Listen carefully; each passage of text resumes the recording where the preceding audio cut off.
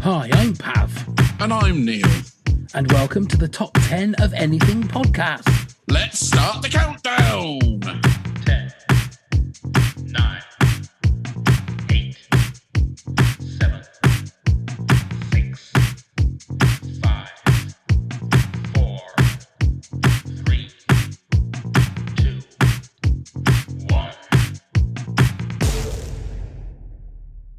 What makes a great movie? Solid script, relatable characters, amazing action, rip-roaring comedy, heart-tearing emotion. Yes, all of these, but when you're watching a movie and all of a sudden there is an unexpected story twist that can leave you in pieces if done well. Here's our own little twister Neil with 10 movie twist facts. Thank you very much, Pav. So here we go. At number one, we've got The Dark Knight Rises built a fake tombstone to obscure the ending. Many people speculated that a character would die in this movie. The film does include a tombstone, but they added the name using special effects. When shooting the scene, the stone showed somebody else's name. Soylent Green is made out of people.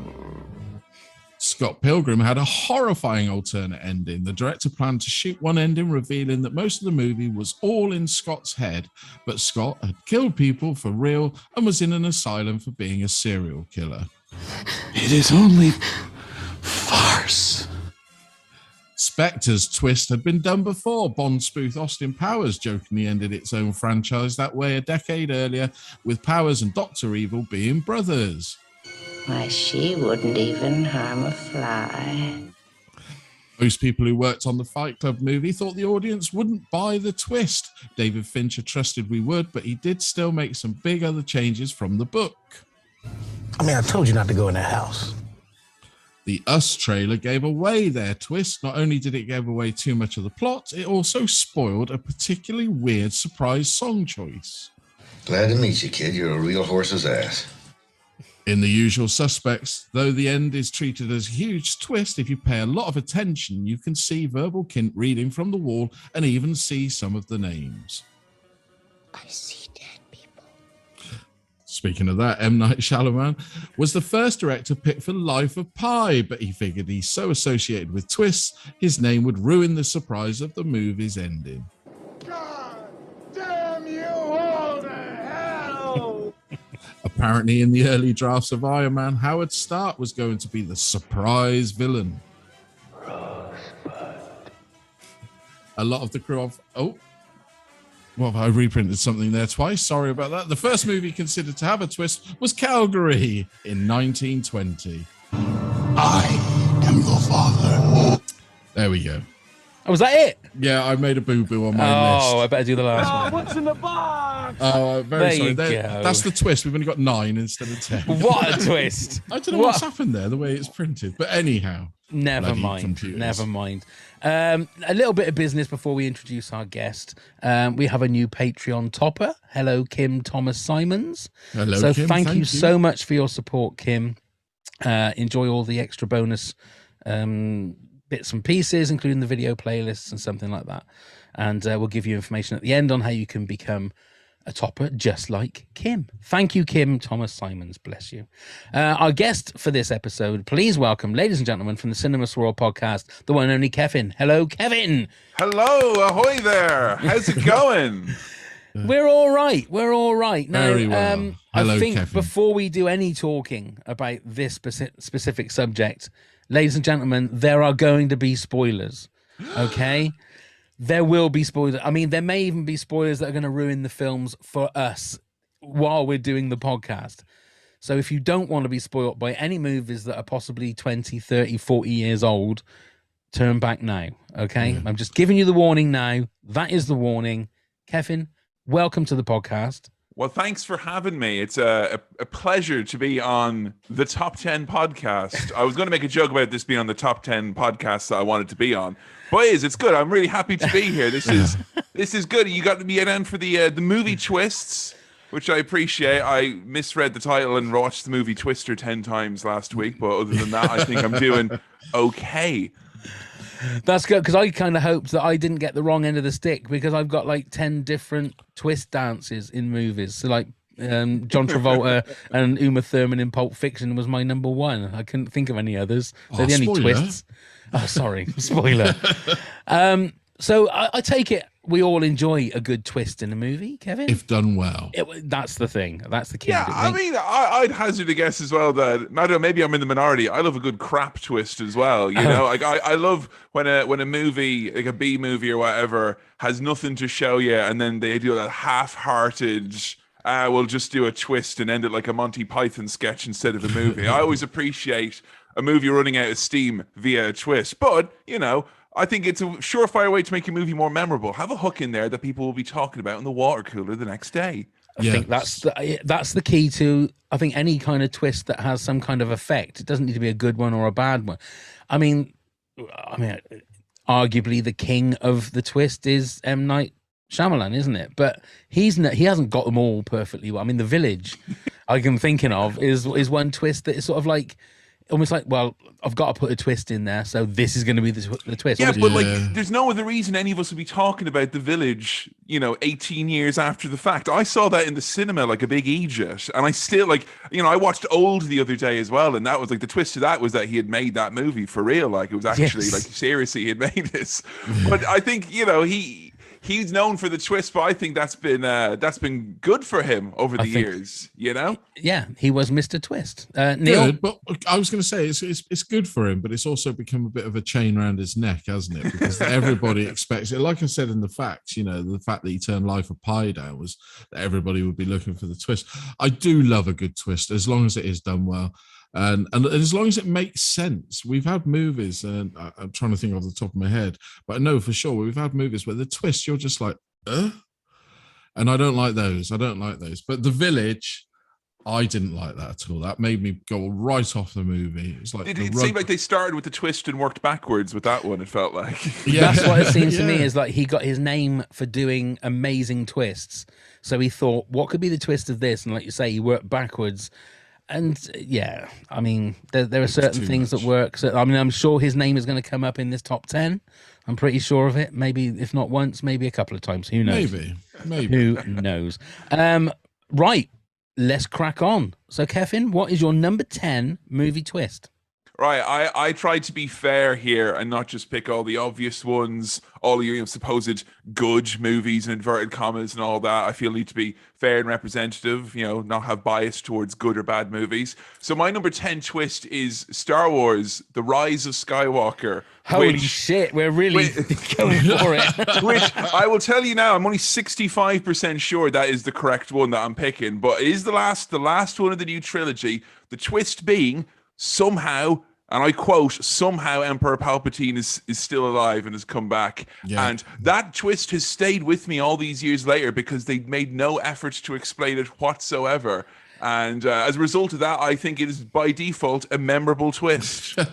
Well, I suppose it is in its own way, but also how did they explain how he'd been down there building all those spaceships and Star Destroyers and everything?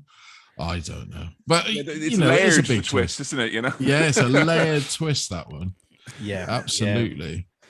I mean, we don't want this to be a 3-hour podcast just on Kevin's number 10 choice of twist. Yeah, as soon as I saw your backdrop there, which is laden with a lot of Star Wars memorabilia, I thought this has immediately become a hot potato. Indeed, and I think really, listen to our top 10 Star Wars things episode, and you'll get everybody's everyone else's reaction on The Rise of Skywalker. It was. What can you say about it? There's not really much you can say about it after the fact.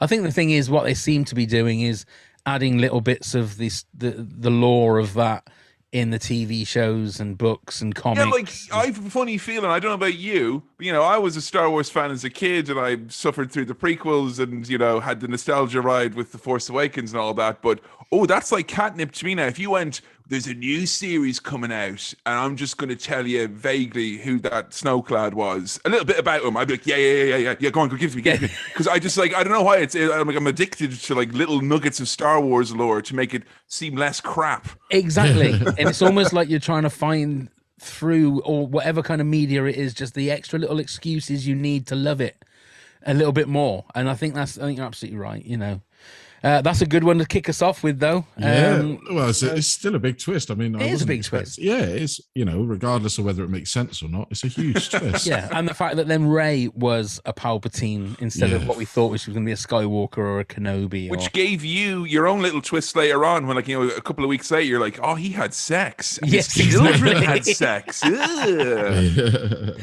Oh dear, I bet you went Rise as well when he had to do that, didn't he? Yeah. Go on then, Neil. You're number 10. So mine's an old classic horror film. It's Saw. It's the twist at the end of Saw. It's a great film to watch through, but it's the fact that the Jigsaw was led in the room the whole bloody time. I wasn't expecting it. I don't know whether you guys were when you first saw the movie. No. I expected it, but only because I had previously played Saw the video game on Xbox 360 before I watched the movie. So I may have ruined my own experience there a little bit. Yes, it did. But then if you rewatch the movie, it tells you right from the beginning what's going on, doesn't it? If you read and put all the pieces together, it's another one of those quite clever movies that tells you what's going to happen. But obviously, you're not expecting it when you first see it. So does that make for a better twist? Do we agree generally that if upon rewatch, the twist is kind of in plain sight all along, or there's lots of kind of nods? I think it certainly does help, doesn't it? Yeah, with a couple in my list, there are definitely when you watch them the second, third, and fourth time, you see those little clues, and you think it was there all the time. It was there all the time, and that's always one of those. But you're always looking to see, is he breathing? How can you not breathe that amount of time? Or not move slightly or something? Something is going on. I mean, I always thought he'd probably taken a drug of some sort to comatose him. Possibly. That's the way I thought. Because I thought because I would assume, I don't know how many hours they're locked in there. I'd assume it's a long time, to be able to get to the extent where you're going to cut your own freaking foot off. You've got to have been tied up. So I just assumed he drugged himself because I thought nobody could stay like that. I mean, you'd want the toilet and all sorts, wouldn't you? But he was a master gamesman, wasn't he? A games player. He was the and then another one of those movies, if you will. A games master. That's what I was thinking of. Wasn't that Patrick Moore? Was Games Master? Which was the one that Jet was in? I can't remember. I think we've spoken about this on the podcast because there was him, there was Big Boy Barry, and this is completely off the track. It was a computer game show that Jet was games mistress, I think, and she had like a black leather outfit on. I sort of recall it, but not well. David Williams was in it as well as like the comic relief. Really strange. Anyway, we're not talking. No, we're not here about games. I'm not letting myself get intrigued by that because that'll never get through this podcast. I'll just be thinking about that. But Google Jet in black leather and see what comes up. Maybe don't do it that way. Maybe because there'll be loads of fantastic pictures. Okay, just bear with me. I'm going to have to pull my blind. The sun is about to come right through. Just bear with me. Sorry. Okay, then, Neil, you go and do that. Bless your heart. We're only recording. We're only live. Ah, dear. You had a good day then, Kevin? I've had a lovely day. Thank you very much. Have you? Good. I have. There we are. You're back? Apologies about him now, Kevin. Yeah. Apologies for that, but that's okay. Damn, we were just having a lovely little chat, was all. We were. You'll have to listen to the podcast, Neil, to find out what we were saying. Of course, I'll subscribe. Okay. Have you not subscribed? Of course I have, but I was just saying as a hint to other people listening. Anyway, my number 10 is a Ryan Reynolds movie that I don't know whether a lot of people have seen, but it's called Buried. Oh, I've seen that one. Yeah. And it was one of those movies that I can't remember how we came upon it, but it's literally just him in a pit or in like a grave, I think. Something like that. He's in a coffin, I'm pretty sure. Yeah, and he's buried alive, but just with a mobile phone. Yep. With a limited battery on it. A limited battery. It's like horizontal phone booth, basically. Yes. Basically. But it's so well done. Mm-hmm. And it's not Ryan Reynolds being the Deadpool Ryan Reynolds. It's a really good performance. And it gets to the point where he thinks that he is being saved. He thinks that they're coming to dig it up. And then they get to him and you find out that he's actually... They're not where he is. They're somewhere else. And jeez, I got the bad kind of goosebumps after you. I just remembered that. Yeah, and he's done for. And because you've got all the hope that you think, oh my god, yeah, he's free. The twist then- is real life sucks. Indeed, indeed. Yeah. And then it always reminds me. I don't know if any of you have seen Toast of London.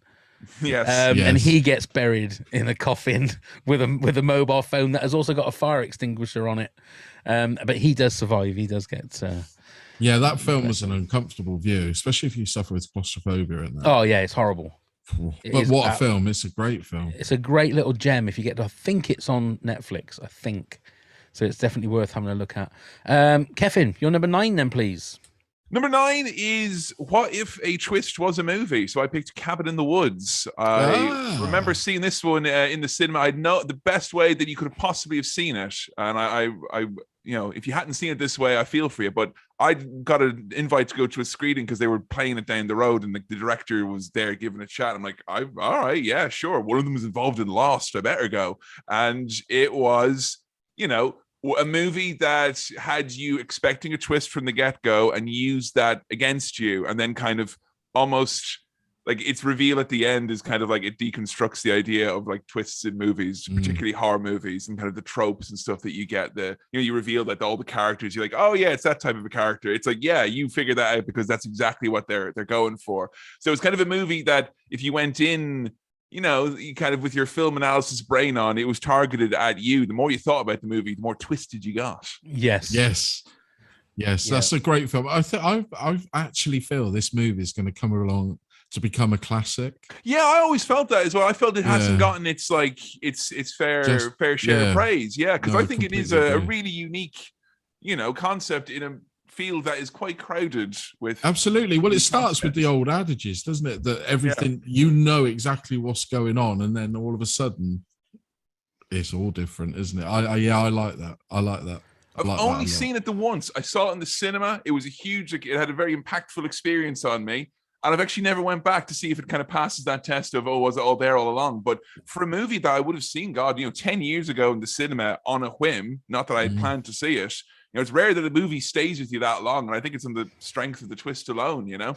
Yeah. I saw it about 6 months ago, and it's definitely that thing where you think it's one kind of movie, and then all of a sudden, because it's like you say, it's got the jock, and it's got the beautiful virgin and the geeky bloke and all of that kind of stuff going on. You think, I know what kind of movie this is, and then all of a sudden, when they peel back the curtain, it's sort of like an experiment. It's a genre twist, isn't it? And like Chris Hemsworth, who I think he was Thor as this was coming out, wasn't he? So it's like he wasn't. When he made it, he wasn't a massive megastar, and then all of a sudden, because Thor 2: The Dark World hadn't come out yet, so he hadn't really cracked through to start. That's right. And then he doesn't last that long because you think, he's the star of the movie, he's the hero of the movie, and he crashes his bike into that sort of force field. I feel that's been like that's a movie now that has influenced a lot of other movies, because I feel like, you know, we mentioned Deadpool earlier, like movies that kind of take like, hey, look, big star, bet you don't expect to see them in a movie, and then being killed off. Like, exactly. I feel I've seen that like used as kind of a trick in a lot of movies in the last 5 years, particularly, and that was the first time I ever seen it. Would have been Cabin in the Woods. Yeah, and that was Joss Whedon at the height of his powers as well, wasn't it? That was you know, I mean, has anyone ever had such a downfall of, you know, I mean, he was the geek darling, wasn't he, when he was doing Avengers and stuff like that, and then it just all came tumbling down. Well, it says a lot that my mind had cautiously and conveniently erased the fact that he had made that movie. I was like, why is no one talking about that movie? Oh, because the guy who made it talking about him is a ball ache and a headache at once, basically. Exactly. So, Exactly. Oh dear, that's a good one. Okay, that was actually my number 10 before I thought of Buried. I just outside of my top 10. Go on then, Neil, you're number 9. So it's an old classic. It's Citizen Kane. What more can we say? That Rosebud is the name of Kane's childhood sled, proving the tycoon had a touch of sentimentality after all. And it was a real shot, wasn't it? We all wanted to know when you first watched the movie who Rosebud was or what Rosebud was. And then when you find out, it's like, But yes, I'm a big fan of that twist, a huge fan. Man, I that's my number 3. Actually, I had that down. I'm a big fan because I'm one of these people who over in Cinema Swirl, we call movies like this endearingly and with love and respect, we refer to these types of movies as old shit. And so when we settled in to watch Citizen Kane, I was like, you know, I'd seen this once in kind of like, you know, English class or whatever it was back in the day, and you know, I'm more familiar with the, you know, the Mr. Burns kind of parody of it. but like it didn't make it any less impactful. I when I actually gave it an honest chance and watched it with grown-up eyes, I was like, wow, I was completely taken aback by it. And I love a twist as well. You can imagine them back in 1920s, whenever this came out. All you had to do to show someone you knew the twist was you go Rosebud, and they go, yeah, Rosebud, there you are. And you don't spoil anything that way. Rosebud could mean anything, but if you know, you know. Exactly. But it's a great movie. I watched it again only a couple of weeks ago and just forgotten how probably ahead of its time. Oh yeah, for sure. Just the way it was made was way ahead of its time. The I mean, it looks, very big kind of escapes and vistas and whatnot that you see. I've said before, it's completely against my geek credentials, but I only saw this for the first time about 6 months ago. And I was like, I don't think I was even looking at the story, to be perfectly honest. It was the way that the film was made, the way that the scenes would crossfade into each other. And it's a fantastic piece of filmmaking. And the fact that he was so young and, sort of laid everything on the line, Orson Welles, to make that film. And then, it's just got a fantastic twist. And I think it's that whole thing, Kevin, like you said, it's one of those ones that if you know, you know. It's not something that everybody's going to know about. Yeah. And it's they one will word. If they listen to this podcast. But it's one word, isn't it? I can imagine somebody listen to this and they go, we talk about like Rise of Skywalker or Saw, and they go, shit, I'm going to stop it and go and watch that now. And then they come back to the podcast. Fuck, I haven't seen Cabin in the Woods. I better stop the podcast. And maintain this podcast will be the only place you'll find Rise of Skywalker and Citizen Kane somehow on the same list. That is true. Okay, my number 9 is possibly higher in other people's lists. And Neil did mention it in his facts. It's The Usual Suspects. Well, that's my number 4. Okay, then, Neil. That is my number 4. I think, obviously, it's one of those holy shit moments at the end when you are finding out the same time as, I can't remember the name of the actor now, but the detective that has been talking to Verbal Kint. Chaz Palminteri. Chaz Palminteri, that's right. You find out exactly the same time as him. Yeah. What has been going on, what has been fact and what has been fiction, the whole, Kaiser Soze of it all. I think it's just fantastically done. I don't know. Has anybody watched this movie lately because of the whole Kevin Spacey of it all? I would say probably 2 years ago, Yeah, maybe 2 or 3 years ago. Yeah. And I still think that's the one thing that stops me from watching it is when but then again, with the way things are going these days, you wouldn't be able to watch anything with certain people. But he is kind of quiet. He's a centerpiece to that. It's not just, he's in the movie. It really is kind of framed around that. I don't know. I mean, for me, The Usual Suspects, I was a bit later watching that. I didn't see that until kind of, my mid to late 20s. And I always found that was a movie where almost like the myth of the twist was bigger than the movie itself. And I made the mistake of watching that movie with a bunch of super fans who were just like, it's like when you're watching stand-up comedy and someone's watching there, seeing if you're going to laugh at the same time. And it's like when the bits that will help you figure out the twist are being laid out in front of you, they're like, yeah. And I'm like, and I just felt like, I don't know, I felt very seen when I watched that movie is what I'm saying. Yeah. And I felt like I didn't get a fair shake of the stick. I felt like if I wanted to see that, the way to see it would have been like, in the cinema or on VHS back in the day when it came out. But I feel like for me, this is when, maybe called the internet, you kind of the connectivity of things, whatever it was. I felt that the twist got in front of the actual movie for me with this. I can see that. I can definitely see that. I mean, I can remember the last time I watched it, I think was on DVD, and I think there was a director's commentary, I think. Obviously, Bryan Singer, who obviously went through stuff as well. There was one scene where it was a close-up of, was it like a load of rope and stuff like that? And they were saying that Kaiser Soze or Verbal Kint was behind that, but you wouldn't have seen him. And it was just one of those very weird tracking shots that just went closer and closer into this bundle of ropes and stuff. It's all those little moments that people put in that, do they mean something or do they not mean something? When you look back and watch it again, are you looking too much into it? Because you think, that means something, when actually it means fuck all. It doesn't mean anything. That's the whole. But I think it's one of the most perfectly written scripts. Yeah. It's such a good script. Such a good script. Yeah. And a great cast. A great cast. All right, Kefin, your number 8 then, please. My number 8 was probably, I think it was the last movie I saw before the pandemic started. So it stuck with me. I had a long time to dwell on this one. Parasite, which was absolute, absolute powerhouse of a movie. Absolutely adore it. I've watched it many times since. But I just love how you start off. And I think it's like maybe an hour, a little bit more than that, where it's kind of like, oh, it's all very figurative, isn't it? It's almost as if this, it's almost as if that. They're commenting as if it's like these people live this way, et cetera, and our relation to them and all that. And then it's like, boom, literally this, like the title, everything. Yeah, it's as literal as it gets. And you would think that would kind of make it have less value, because I think we're always assuming when watching and looking and analyzing movies that I don't think being more kind of mysterious is, or less, less literal is better. But like just seeing like, oh, there he is down the basement, oh my God, that like the impact of just seeing like a lad, in his pants with a bowl of cereal or whatever, it's, that's powerful stuff right there. You don't mind me saying. So I think that for me is a twist that's just, it wasn't like a line or particularly a moment. It's just the fact that you realize then this movie is like, I don't know, a perfect little puzzle box that folds in on itself when you see that moment. Yeah. I went, myself and my wife went to see it. I think, it was just before quarantine, wasn't it? Before times. But back in the old days. And I knew nothing about the movie. So I assumed that it was going to be this like monster movie where everybody turned into zombie-like parasites. So I'm waiting for all of a sudden like almost like what happened in real life. I was waiting for what happened in real life.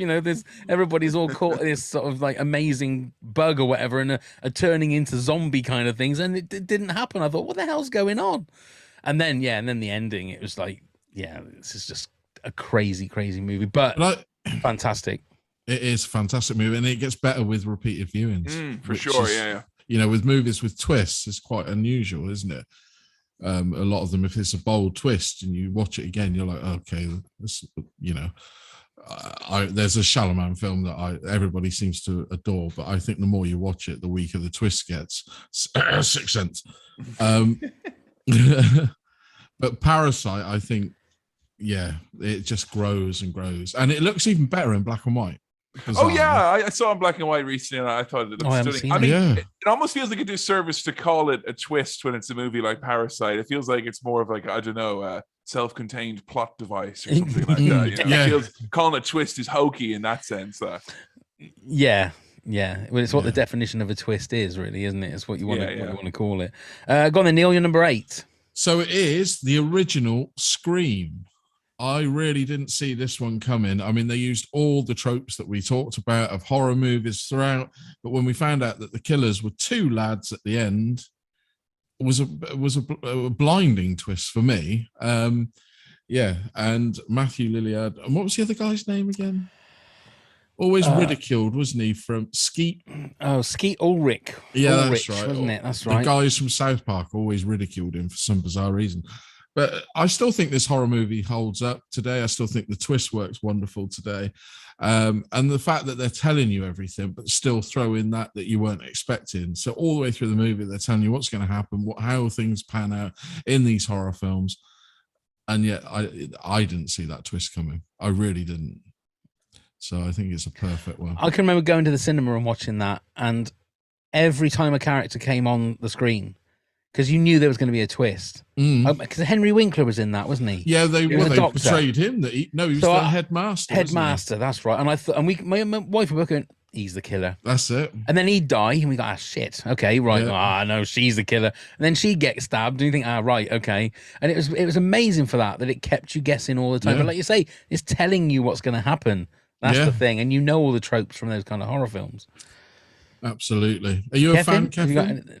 Oh yeah, I love it as well. And I kind of like I love the fact that it was a movie which I kind of it for when it came out would have been like what mid 90s, I guess, thereabouts. And it feels like you had that audience who had grown up watching the classics from the 70s, and it just kind of, I think the idea, it was a very late 90s thing, the idea of like the victim or the potential victim actually being like something scary instead, like, like thrown it on its head like that. It feels like if someone proposed that twist in the 70s or 80s, a studio executive would have said, no, we can't do that. Like, it's too upsetting. It's too distressing, but it still stands to this day. I don't think like the rest of the franchise could ever live up to that particular moment. I think it makes the rest of the movies kind of quake in the first boots because of how strong that twist was. Yeah, yeah, and it's a great production design in regards to like the Scream Face. No, what was his name? Ghostface. Scream Face. Scream Face. That'd be a bit near the nose, wouldn't it? Scream Face. Macaulay Culkin. Yeah. My number 8 is a Tarantino movie. It's Once Upon a Time in Hollywood. Mainly because it doesn't go with the facts of real life. So I can remember with a lot of Tarantino films, you're on the edge of your seat because you know that if someone walks into a room, they're going to get blown away or something bad is going to happen to those people. So at the end, when Sharon Tate is in her house and the gang are coming up the road, you think this is going to be horrible. We're going to literally sort of see history on the screen. And then none of that happens. And Brad Pitt, takes them out, is smashing a lady's face through a door. Oh, no. And it's ridiculous. It's the same as Inglourious Bastards with the whole, killing of Hitler and stuff. That's my kind of issue with it, though, is that like I love that twist, but the first thing that went through my mind when I saw it in the cinema was like, great twist, but you've taken us to this restaurant before, Uncle Quentin. Yeah, that is true. I've eaten here, okay? Yeah, that is true. I think because I think Brad Pitt is like such a movie star in that film. I think for me, it sort of I just enjoyed watching Brad Pitt, even if he is stoving a woman's head through a wall or whatever he was doing.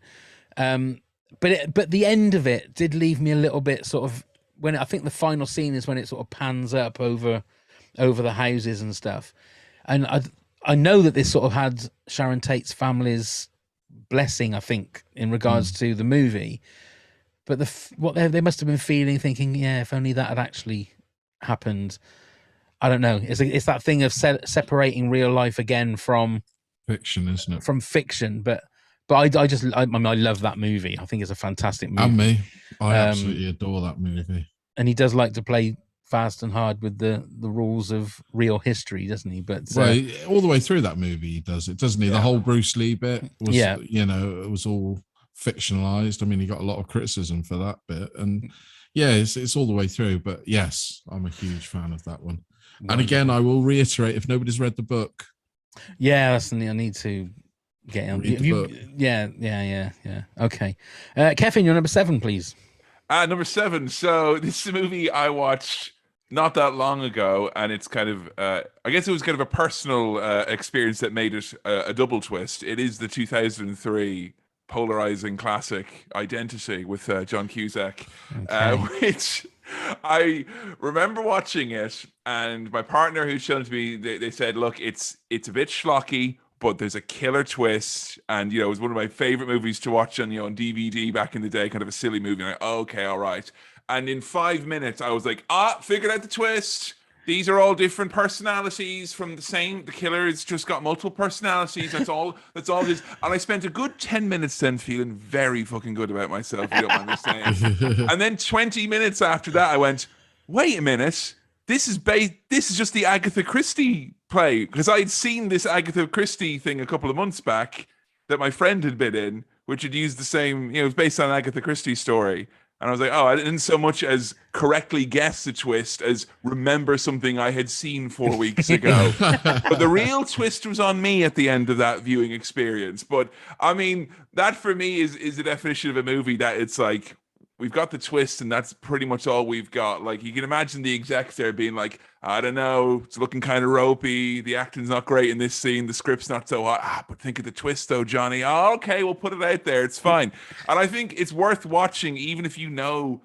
And basically the poster says there's a big twist at the end. Like, that's its kind of marketing almost. And even still, watching a movie very confidently, present its twist at the end, even though everyone, even at the cheap seats at the back, have got it figured out.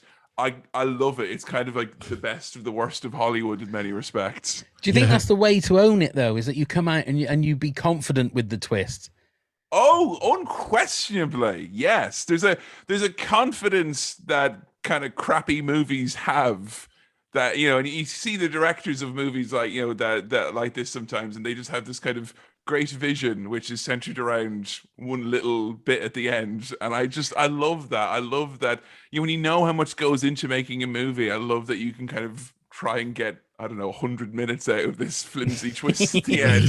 Which, look, 1939, when Agatha penned that's a hell of a twist, but we had 60 years to come up with something better now. Come on. Yeah. No, you're It's right. been a long time since I've seen that. Who else was in it? Because I remember I had a good cast, didn't Oh, it's a serious cast. You got John Cusack, Ray Liotta's in there. You got Alfred Molina. I think Who was the female protagonist? Amanda Peet. Oh, Amanda yeah, Peet. that's right. Yeah. John She's in it as Hawkes. well. John C. Rebecca De McGinley. Mornay, I think, is in it as well. But Yeah, John Rebecca De Hawkes. Mornay. Yes, that's right. Rebecca De Mornay. Yes, I do remember seeing that film. Yeah. Wow. It's an old classic twist, isn't it, that one? It is. Absolutely. Go on then, Neil. You're number 7. So this is a great movie. It's Memento. And it's the fact we're watching the whole film backwards, obviously, and real time. And then we work out that Leonard's wife survived the home invasion and he'd accidentally killed her later. Was a real, like, holy fuck, because you really are invested in what he's searching and what he's finding out. Have you seen this one, Kefin? Yeah. It's like, you know, right. in slow motion, that twist unfurls itself. Yeah. And it's funny. I actually remember it was my brother, the first time he watched Memento, he had got it on DVD because he had been told, oh, it's really great. And on the DVD, there was a special feature to watch it all in order. So that was the first time he viewed it, was that he watched it in order. And I think that, like, you know, he thought, I'm getting ahead of it here. But it just becomes a very long, sad movie, basically. It does, then. yeah. You watch it in order. There's no intrigue at all. Like, No. it's just all fallout. Yeah, but it's such and Guy Pearce in it. It's just mesmerizing, I think, and such a good actor in it. Such a clever device as well. Isn't That it? was the thing. It was like, you know, you had the scene and he's chasing someone, and then it goes to the scene before, and he go, oh no, actually he's chasing me. Yeah, And it's a great cast as well. it is a Great fantastic cast in that. cast, and but it's a story though that they did really well, but could so easily have been stupid or fucked up. Yeah. You know, in the wrong hands. That is such a story that could have been done so wrong. But as it is, it's just fantastic. But I'm meeting more and more people to this day that have never seen it, and I'm just like, oh, probably Nolan's best film. There you go, I said it. Okay, that's fine. Yeah, Joey Pants is in it, isn't he? Yeah, Joey Pants. Joey Pants. That's what they call him in the beers. I think they call him Joey Pants. Yeah, he is. And Carrie-Anne Moss. Carrie-Anne Moss. That's right. Yeah. Yeah. God, I haven't seen that film for ages. I need to watch that again. Watch it again because it holds up so well. He's got So great well. handwriting as well, because he writes on the Polaroid pictures, doesn't he? That's right. He's got great handwriting. That's one of those sort of ASMR kind of things, although it's visual, not sound. But I love watching someone with great handwriting. Okay, my number 7. I could have only put this at this number is 7. I thought I had to. Oh, that's my number 3. That's your number 3. What's in the box? Yeah, you have to. Oh, what's in the box? You have All to put sorts. that. All sorts. Yeah, imagine. Again, it's Kevin Spacey, but you only really see him in the last sort of 10 or 15 minutes of the movie, probably. I mean, it's about as bleak as you can get in a movie. But that final twist is so clever. Yeah. In regards to it's the final 2 sins. Yeah. That John Doe has worked out. Yeah, that it's gonna be envy and wrath at the end. Yeah. The killer one. And even though I was just grabbing that clip, I watched that final scene, and it's at the point where Morgan Freeman is so sort of headstrong, confident that we're going to sort this out until he opens the box. And it's John Doe's got the upper hand. And then, oh, put the gun down, because he knows. But who wouldn't do what Brad Pitt did in that? Well, exactly. Exactly. You But just also go with that whole build up to the twist, the whole movie is just drenched in rain until they get to that very last shot and they're in the pure sunshine. And what a wallop that is. What a wallop. And probably the most successful mainstream film to have where the killer wins, I think. You get me thinking now. Nah, but that's my personal theory. I mean, because back in the day, I mean, when was that? 93, 94, wasn't it? It was 95, I think, or thereabouts. Was it? Yeah, so thereabouts. You know, it was unique. It was different. It doesn't feel though like that they were, having the killer win at the end. It didn't feel like they were aggrandizing him or glorifying it or anything like that. I kind of feel like if you said, "Hey, movie's coming out in 2022," and the serial killer gets away with it, you kind of feel, "Oh God, it's going to be some awful thing where it's being glorified or whatever it is." But I think is that movie. It's kind of it's the strength of that emotional impact. I think of all the movies we've mentioned so far, that's the one that like stands up. Like to repeat viewings, that it still is almost as impactful every time. Because it reminds you of the first time every single time you watch it. Yeah, and it's also there is genuine horror in that movie. There's genuinely just unforgettable scenes that will just stay with you, not just the end, but all through. All the sins, all the deaths of the sins are all pretty shocking, really. Oh yeah. Right from the and some good jump scares, scares in there. Well, one of the best, isn't it? With the old man, well, not the old man, but like the starved man. The starved man, yeah. And then one of the great sort of one lines as well in a movie. It's that R. Lee Emery, who's like the police captain. The phone goes and he goes, "This ain't even my desk," and then puts the phone back down. That's it. I love that bit. Okay, so we're at number 6 then, please, Kefin. For number 6, I went with Christopher Nolan's not best movie, The Prestige, which that's my number 5. Hey, very good. Yeah, nice middle of the road, halfway through the top 10 there. But that was a movie I saw. I just it was a loose end. Went to the cinema. Didn't really even know who Christopher Nolan was really that much at the time either. I was just like, yeah, okay, we'll see this. I know who's in it, and I love the blending of some real life historical figures. They capture in there, I mean, you always hear kind of scientists talk about it, that there's a kind of, the beauty or the mystique of, the explanation of the natural world and all that. And I kind of feel like using Nikolai Tesla in it as kind of this kind of almost backdrop, and the experiments and the kind of, it's kind of otherworldly. And, the way it's all kind of, they managed to show you like technology from way back in the day, but make it seem very, futuristic almost, which then means you're kind of, you don't expect in a movie where you're explaining magic tricks and explaining scientific kind of endeavors and all that stuff, you don't expect there to be a very fantastical twist at the end. And there is, when you find out that there are infinite numbers of these doubles that have been created for the purposes of all these tricks, and that magic tricks, far from the fun times you had at your children's birthday party, are actually often mired in corpses of unknown clones and whatnot. And I just kind of feel like it was just one of those ones where it's an absurd twist, but it's only absurd in the sense that like they ground you a little bit in this world. And because it's magic and it's about misdirection, this is a movie where when I saw it the first time, I was just looking for a movie, no big deal. Big twist, great stuff. And then, in later years, I've gotten into stuff like, Ricky Jay and the kind of the theory of magic and misdirection, and, Penn and Teller. I saw them live, and they've always been very eloquent at, explaining the need for misdirection, but also how it can be misused. And I just think that was a twist that then when I had all this extra knowledge, it's like, oh, wow, it makes references to all this stuff about the world of magic. And, I'm not necessarily the biggest magic head in the world, but I really appreciated the fact that they managed to weave that twist in using the classic magician's way of misdirecting you. But they forgot one classic magician, Paul Daniels. Oh, I mean, obviously, and Ali Bongo. Don't forget Ali Bongo. Yeah. But the other thing was also is you had the Hugh Jackman side of it, but then also the Christian Bale side of it. Hugh Jackman decided to cheat, if you like, using the clones, whereas Christian Bale, I think, because he was talking about I think it was a Chinese, when he was looking at this Chinese magician, wasn't he? Dedication that had like a craft, like the lifelong dedication. And the fact that you have to do whatever it takes to do the trick.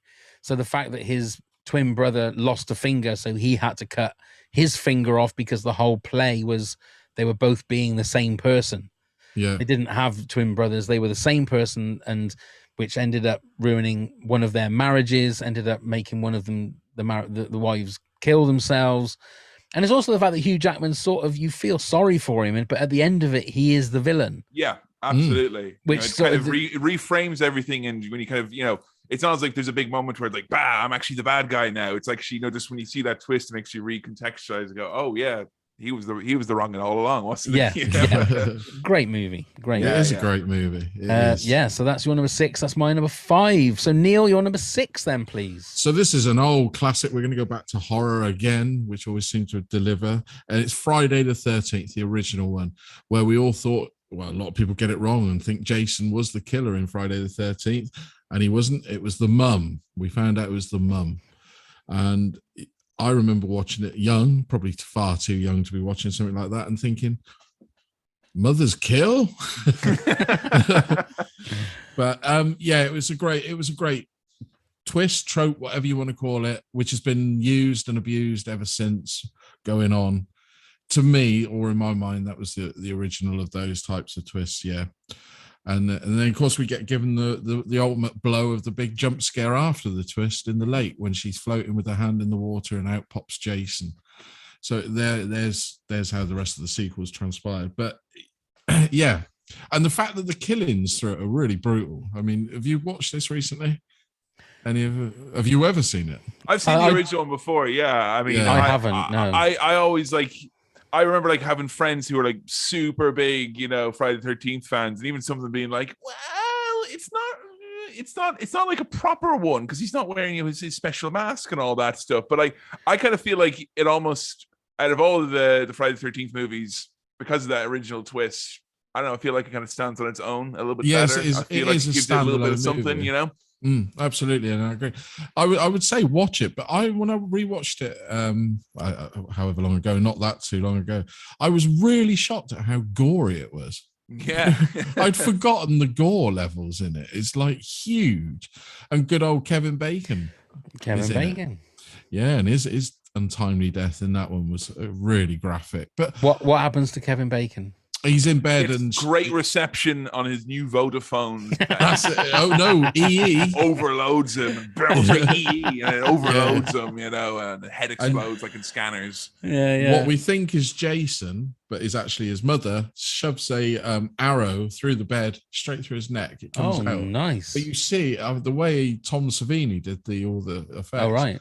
The way it comes out, you see the skin and everything. I didn't quite realize it was graphic as it was, but fantastic movie and fantastic twist.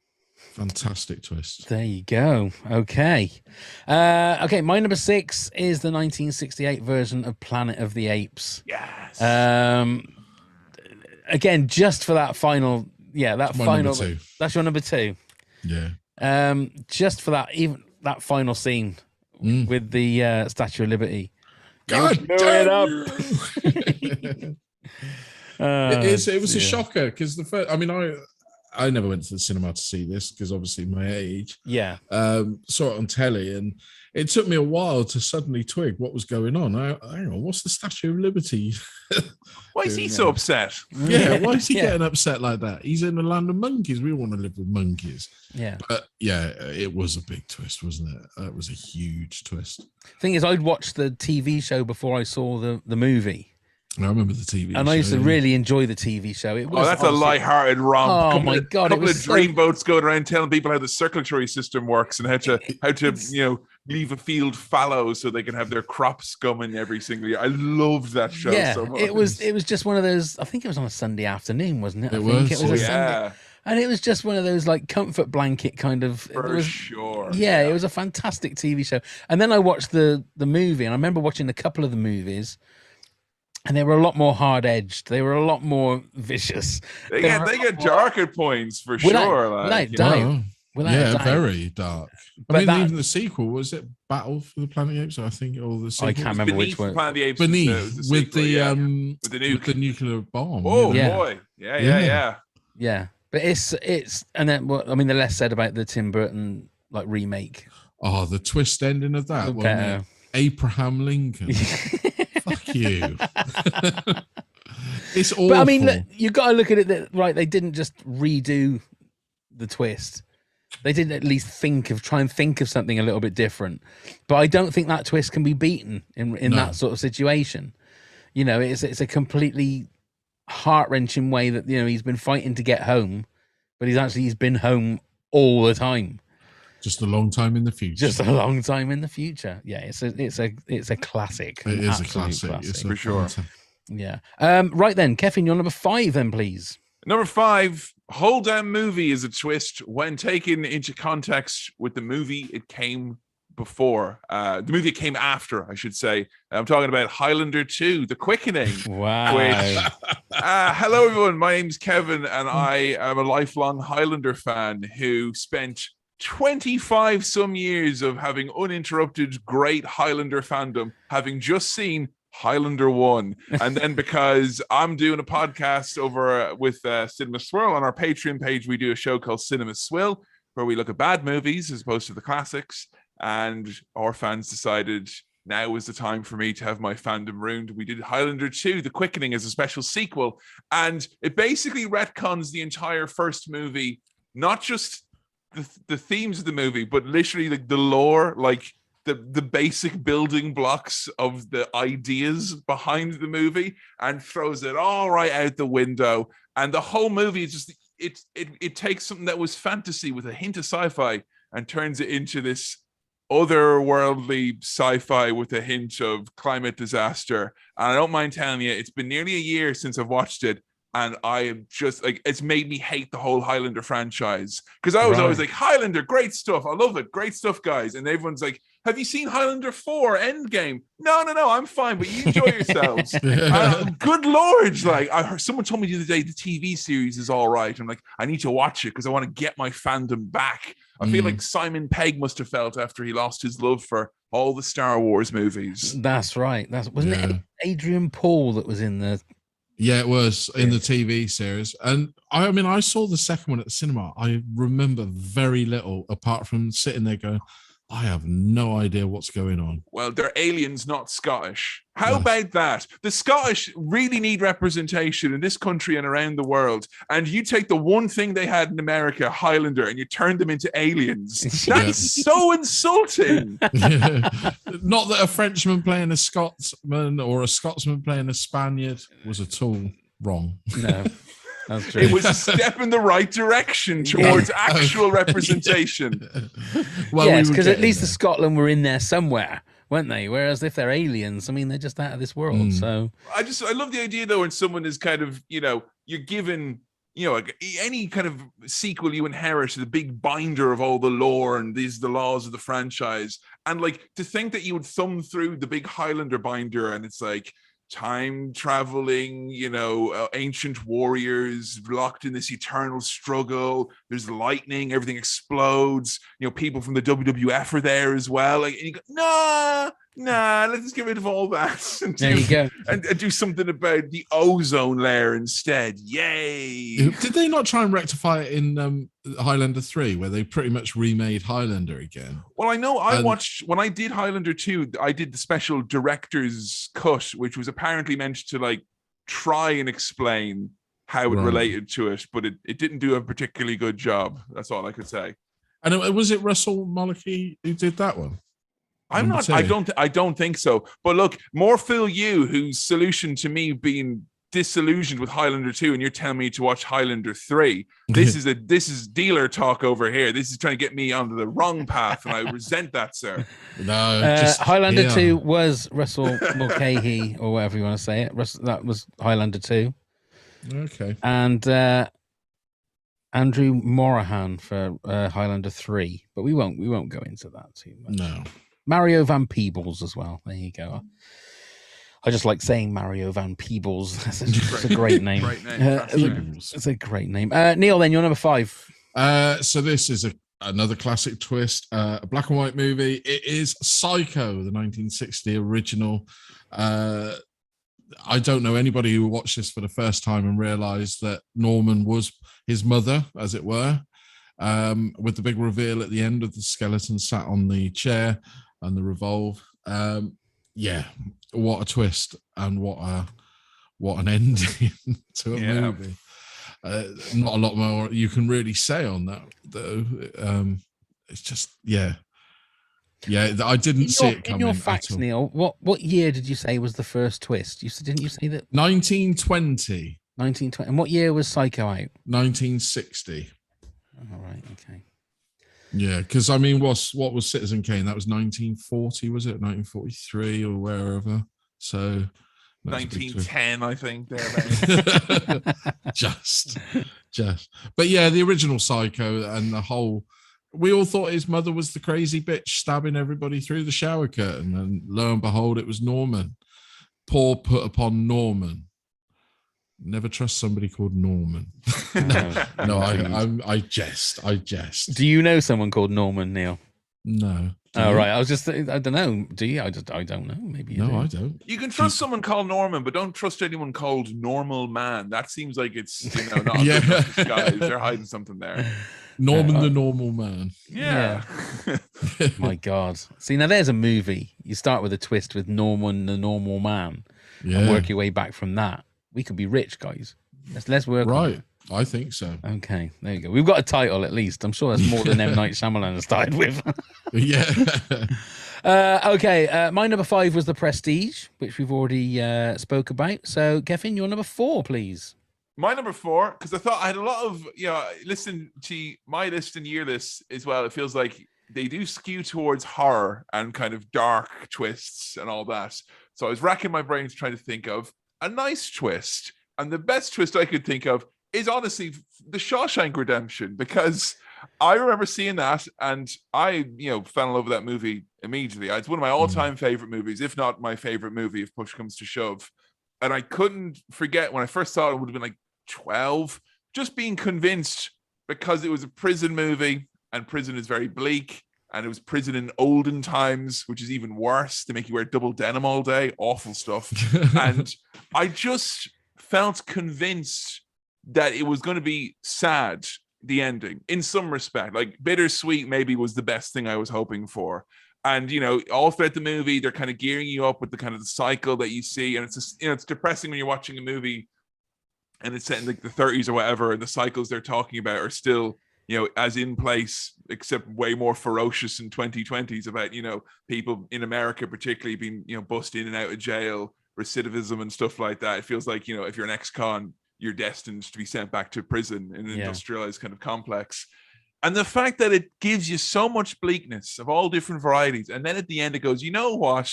Just as a little treat for you, sticking it all the way during this prison drama, the two lads got out in the end and they're going down the beach and they're going to have a drink. And that's a lovely way to end your 3-hour movie. Good twist. Yeah. I mean, to get to that point, though, there are a lot of, literally crawling through shit to get to that point. So you've got to be hanging on the coattails of thinking, right, come on. Just even, I think that's one of those films that even when you do watch it again and you know what's going to happen, you've got to keep going with it, because in the back of your mind you're going, it's okay, because everything's going to be all right, because they are going to be sat on a beach on a boat and everything's going to be fine. But when you're in watching the movie, even when it's that get busy living or get busy dying, I think, no, Andy, please don't kill yourself. Come on, you can do this. You can do this. And I've watched that film so many times, but in the back of your mind there's a little bit going, oh my God, I don't think he's going to get out of this. I think he's going to kill himself. I think something bad is going to happen. But I mean, you can't. I mean, I thought about putting it in my top 10, but I just couldn't find a space for it. That was the thing. But when you say what you say, it's an honorable one, definitely. And it's just that you're taking on that journey to get to that reward of that nice twist at the end, aren't you? Yeah, and the bad people get their comeuppance as well. That's the thing. That's it, exactly. The heroes get busy living and the baddies get busy being arrested and or dying. Yeah. But I will say I've seen a play of The Shawshank Redemption, which was great. But if you ever get offered to go see a 4D screening of that, think twice. That's all I'd say. Yeah. Right. Neil, your number 4 was Usual Suspects. It was. My number 4 is one that you mentioned earlier on, Neil, but quite sort of being stuck up about it, was The Sixth Sense. Now, when we went and saw this is one of those movies that I cannot believe nobody spoilt the twist for a while, for a long time. And I can remember it as one of the times when you had to phone up for tickets to the cinema. You had to phone up, it was like, say 1 for The Sixth Sense, say 2 for, so you go 1, and then you'd have to keep going, and it'd be sold out all the time. It was crazy. And the fact that it was sold out all the time, you thought, well, someone's going to say what the twist is. And I remember when we watched it in a packed cinema screen, and like every 5 minutes, you knew there was a twist. So you were looking for things. Oh, right, that little kid there has got a little fleck of white hair. There's something to do with the twist. It's something to do with him. And you kept going on and on and on. And you were saying earlier on about, you sort of stuck your nose up at the fact that you felt like the twist was quite weak. Well, not weak. It became, when you first watch the movie, it's a movie that only warrants one watch. Yes. Does that make sense? I completely disagree. No, you see, I find that the twist gets weaker and weaker the more you watch it. That's my point. Because I always find watching it the second, third, and probably fourth times, the fact that you were watching it and you know that Bruce Willis is in the shot, he doesn't touch anything else around him. So it looks like he's in the shot. Whereas to everybody in the shot, he's not there. And when you look at it when he's not there, everything still makes sense when they're talking. Oh, no, I completely agree. So that's the thing where it gets me, is that I understand when you watch it again, you sort of go, oh my God, I can see. And all of the red stuff, sort of, I don't know. I mean, maybe I'm wrong. I don't know, but that's how I feel. Again, it's one of those movies that kind of the almost like the culture of its twist devoured any potential like for that movie to ever have a fair shake of being discussed as an actual movie. And like I always kind of go back and forth in my mind going like, is it fair to do that to a movie? But like I remember distinctly seeing the trailer for this on telly at home, and it was like, you're gonna get your ass to the cinema and you're not gonna believe this goddamn twist. Like they were twist heavy on the marketing. Like that was what they wanted to get you in there. But I remember, no one was talking about that. No, they didn't. It was like maybe this boy on the playground, if you ask him nicely, might allude to the twist. But that was the last remnants of David Cameron's Big Society, was the year where people decided not to tell everyone the twist from the end of The Sixth Sense. And then it fell by the wayside after that. Yeah. I mean, like I said, when I first saw it, I thought, fuck, it was amazing. And then I think I've only watched it about 3 times afterwards. And I don't know, it just, the impact, when we talk about films like Psycho, The Usual Suspects, 7, and all of those that we've talked about, and the twists still kick a punt, do you see what I mean? They still give you a kick in the guts, and they're like, oh, maybe still, because this twist isn't like it's like, it's a really, it's kind of, it's that tone of twist, and maybe over the years that is less impactful than something that that's visually very striking immediately or something like that. I mean, it doesn't help that I'm not a big M. Night Shyamalan fan. I don't think any of his movies are great. Yeah, I mean, the thing is, I think he became, like we've said before, a bit of a one-trick pony in the fact that he works out the twist and maybe works backwards from that. I think it's Bruce Willis in one of his, I can't remember what number I had it as on our Bruce Willis top 10, but it was a great performance, from Bruce Willis. And Haley Joel Osment. And Tony Collette. Fantastic. And Tony Collette, yeah. But if you are a one-trick pony and the only trick you can do is twist, that horse will have spinal problems later on in its life. Absolutely true. It's very true. But then if you look at it today, you've got knobheads putting clips of like Doctor Strange on YouTube and on TikTok and putting the actual name of the twist in the title, so you don't get any chance of staying away from twists these days.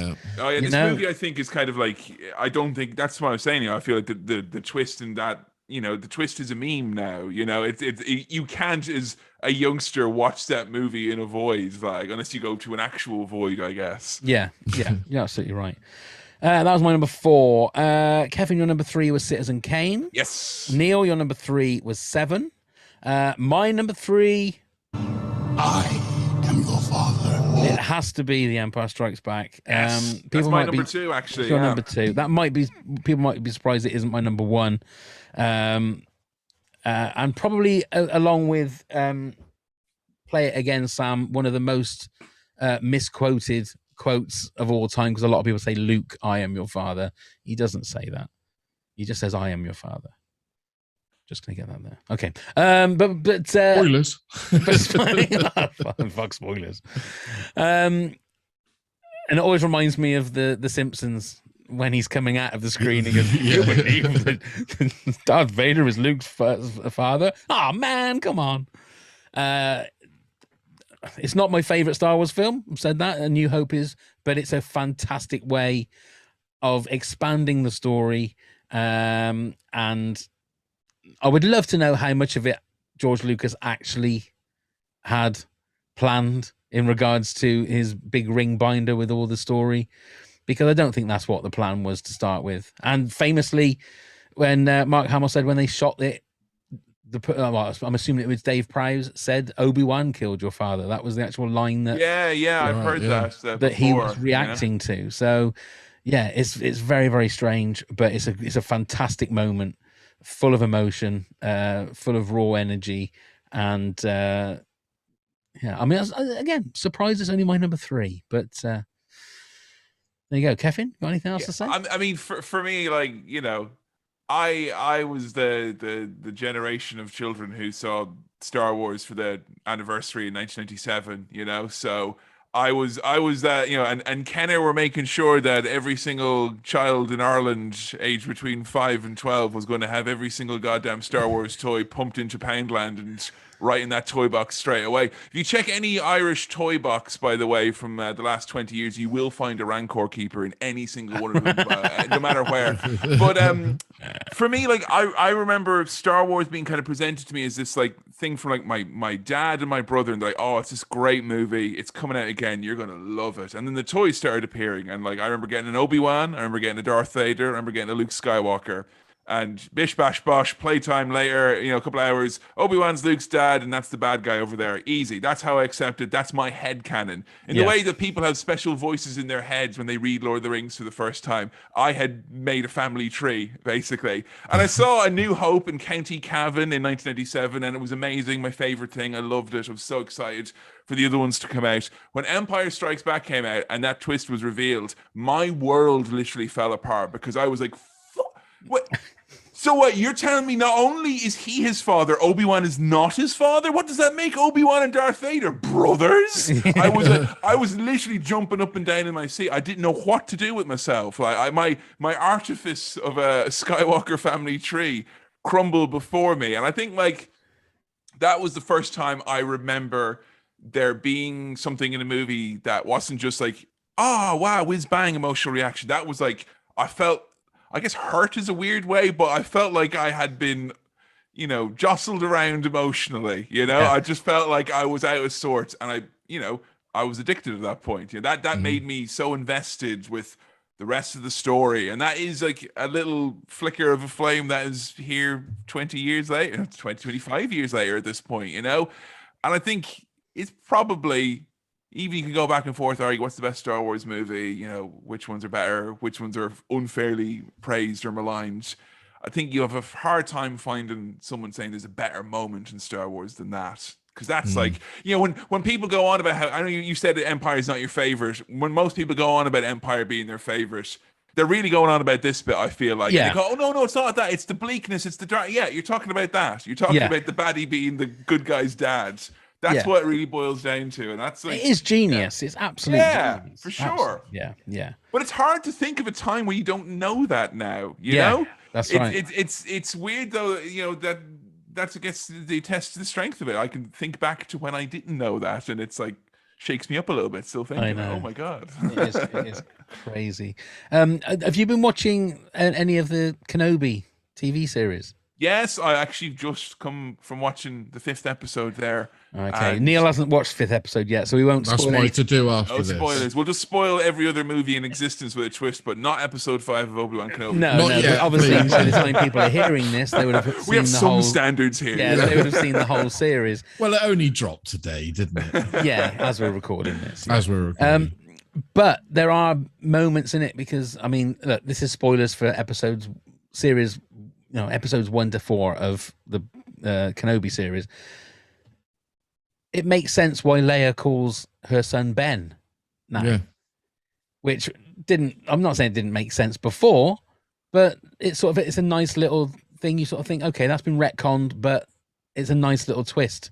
It's a nice little thing in the whole Skywalker saga now. And there's a couple of other little bits that that you sort of think, okay, they filled in that little pothole there and just made it a nice smooth road just for that little bit of the plot there, which I'm really enjoying. But episode 5 is fantastic, Neil. And I'm sure episode 6 next week will be amazing. As we haven't seen it yet as we're recording this, but let's move on. So that was my number 3. So Kefin, your number 2 is Empire Strikes Back. Neil, your number 2 is Planet of the Apes. Yeah, thank you. My number 2 is Old Boy. Now this is another part one. This is the original Old Boy, and I've said this before on this podcast. I remember sitting there. I was working a shift, so I was doing an afternoon shift before I'd gone to work. It was a Wednesday morning or whatever. Didn't I lend you the DVD? No, because I watched it on my iPad. Oh, that's right. I was watching it on my iPad, and it's the only movie that has made me stand up and gasp audibly at the twist. Now,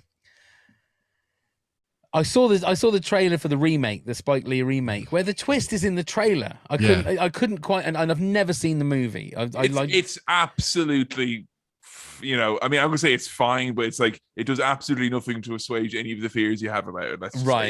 It just is. I feel it's like the remake of Let the Right One In. Like, why did you do it? Like, you know, it was great. As soon as I saw subtitles the trailer, button's right there, mate. Like, yeah. I'm not even gonna.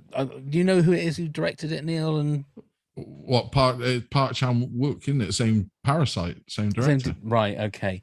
It's got very iconic moments in it anyway, like the eating of the squid and obviously a live octopus. And the hallway scene with the hammer where he just goes through everybody with a hammer. But the main character gets taken. I think it's for 15 years or something. He's like incarcerated for 15 years. And falls in love with this young woman. And then it is found out later on that this young woman that he's fallen in love with is actually his daughter. Yeah. And fuck me, that moment. I've never known a film like it before, where I had to stand up, put my hands over my mouth. And I've never had that feeling before or since. That movie is the only movie that's made me feel like that. The kind of twist that makes you want to stand up and tell off your movie. Like, how dare you? Why did you do this to me? Absolutely. I was shocked, but also a little bit disappointed in the art that was in front of me because of what it had done to me. Yeah. It was crazy. I've never had that feeling before. And I would thoroughly recommend, as bleak as the movie is, I would thoroughly recommend anybody to watch the original Old Boy. It was one of those movies. It was one of the movies that Neil kept saying to me, "You've got to watch this. Yeah. You've got to watch this." I mean, there's a lot of movies that Neil keeps saying to me, "Just watch it. You've got to watch it." And every time I do end up watching the movie that Neil says that, I come back to him and go, "Fucking hell, Neil, that was fucking intense." But yeah, that's one hell of a movie. So I would recommend anybody to go and get that. And not the remake. Not the remake. No. Do not original. Get the original version. In fact, I would go as far to say, if you can get your hands on it, get the trilogy, the Sympathy trilogy, get Vengeance for Mr. Sympathy, yes, Old Boy, and then get Lady Vengeance there, and you're just going to be in absolute bliss for 3 movies. Honestly, they're all. You're going to want to eat some dumplings as well after that. Like, you know, that for me was the twist. He got sick of eating dumplings. Yeah. Yeah.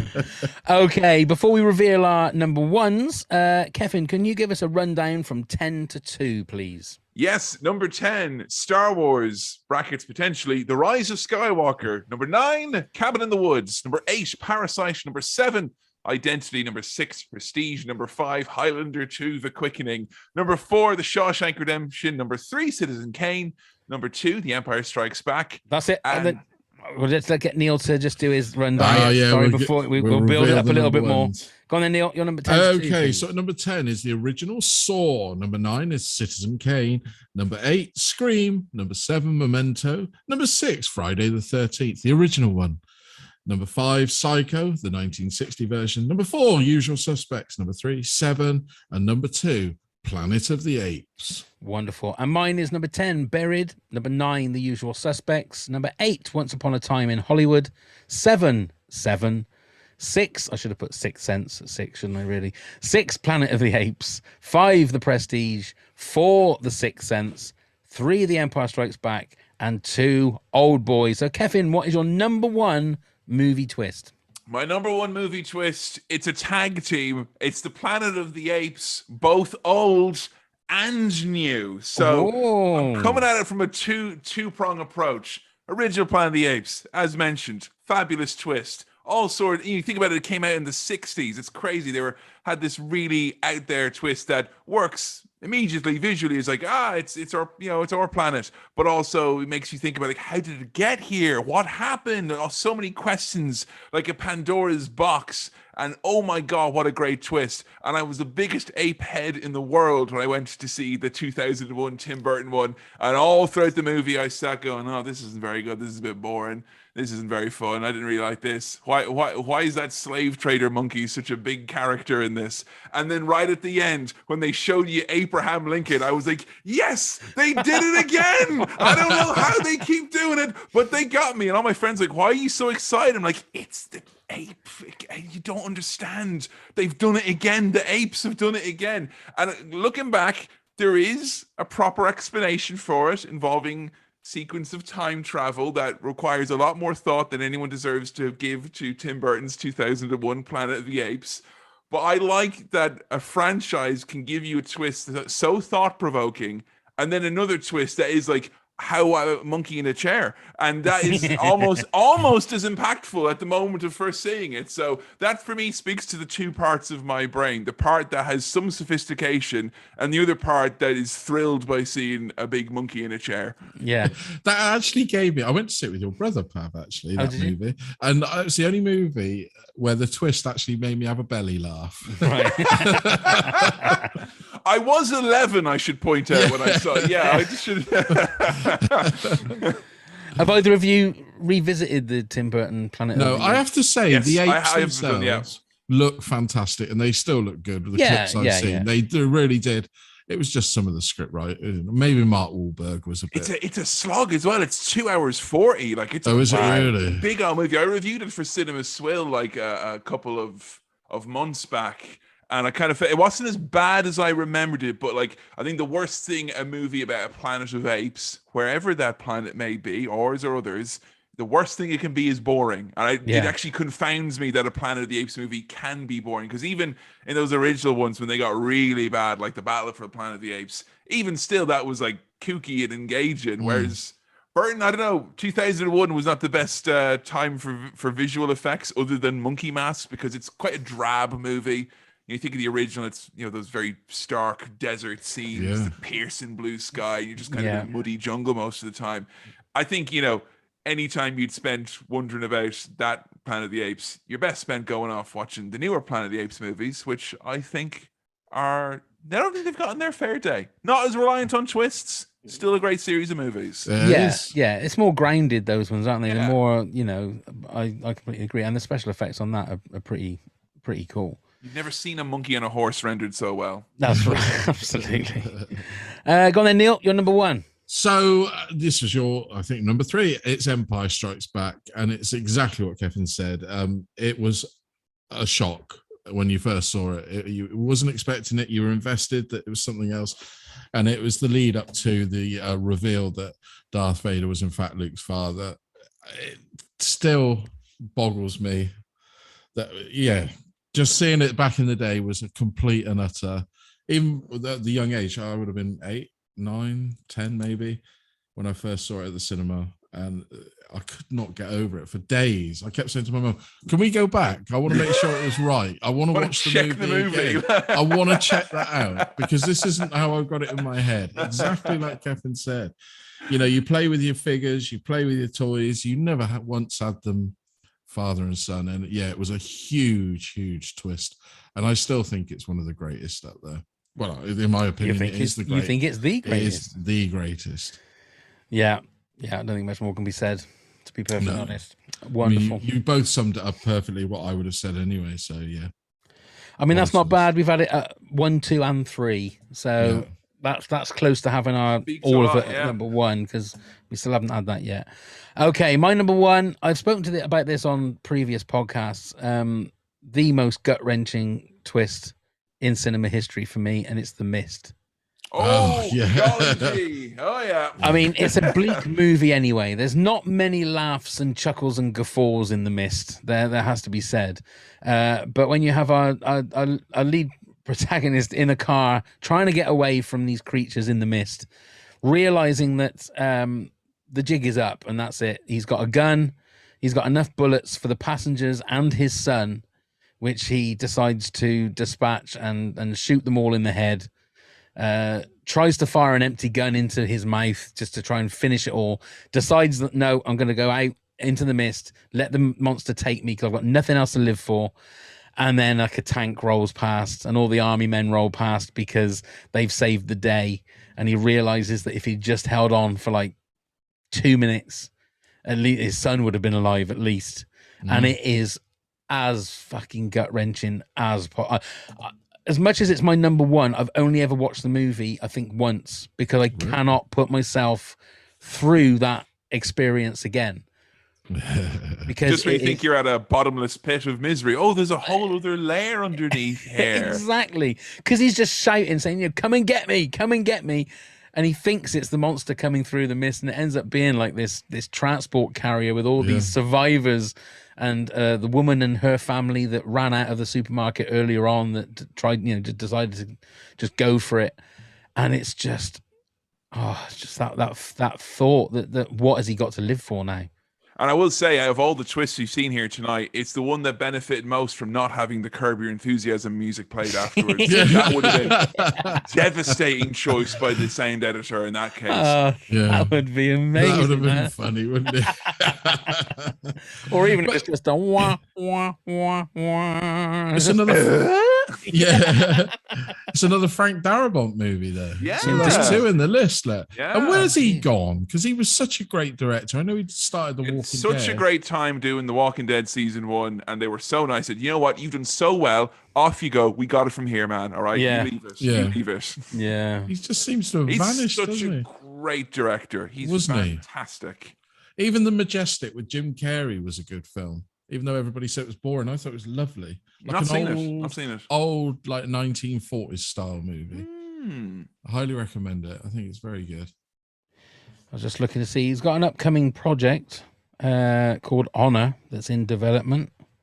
And Mob City, he was in 2013 was the last thing that he directed. God, that was nearly 10 years ago. Mother That is of crazy. Forgot about Mob City. Yeah, like most people did, it seems. Yeah. That is crazy that it's been that long. Walking Dead, Godzilla that he did some additional writing on.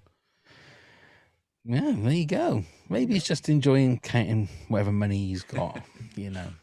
Right, let's do a few honourable mentions that we've got from some various listeners. Mary Jane Sims, there's got to be Sixth Sense. That was a pure twist. Sean Robbins goes, that along with I Am Your Father are 2 of the best twists ever done. It's really a shame that they are so well known because I remember watching Sixth Sense in the theatre and just being gobsmacked at the end. Kristen Nelson Prynne said, a very long engagement. Oh, that's the Audrey Tattoo, isn't it? Oh, yeah, it's a good film. All right. Okay. Janine Bender, Fight Club. Yes. Which nobody had, did they? No, which that was on we my all probably honourable assumed list. someone else would mention it, maybe. Yeah, someone else will talk about it. That's fine. But Jen Berg, our guest from last week, Charade or Charade. Anyone know that one? Is that the hit? Was it Hitchcock? Maybe I don't know. Yeah, maybe.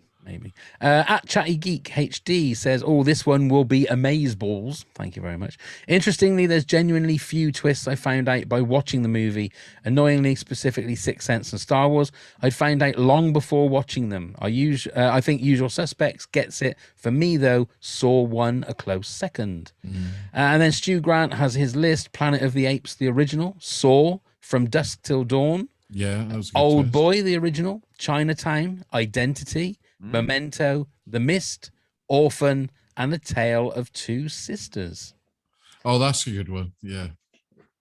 It's a good movie, The Tale of Two Sisters. And who's that? Who's in That's that? a Korean movie again. I Oh, can't right. remember who directed it, but it's up there like Old Boy and things like that. Not in the storyline, but in the way it fucks about with you. There you go. Well, that's it. We've done our top 10s, and I think that was. I don't think we spoilt too much, did we? I mean, we only spoiled like 30 movies. I don't think that's too bad.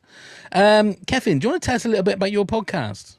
Yes, I host a couple of podcasts, but the one you'd all probably most be interested in is called Cinema Swirl, where myself and my good friend Sam Chaplin go back and we watch all the movies that he has mysteriously somehow never seen from his childhood. So until we podcast about it, he'd never seen Star Wars, Lord of the Rings, Ghostbusters, Back to the Future, Indiana Jones.